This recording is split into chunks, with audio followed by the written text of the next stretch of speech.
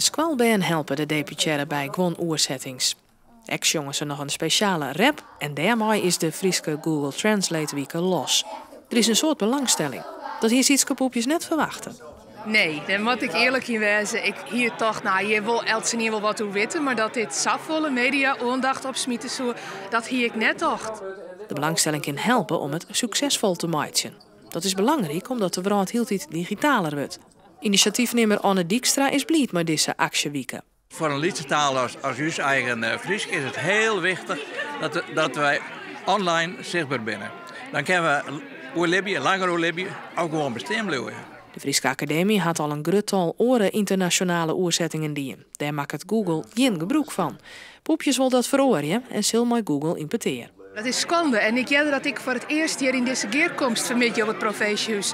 En ik zil er persoonlijk achterom en ik heb al met de Google-man hierover praat, altijd net oorskin. Wil je echt mij helpen? Meer info daarover vind je op uw website.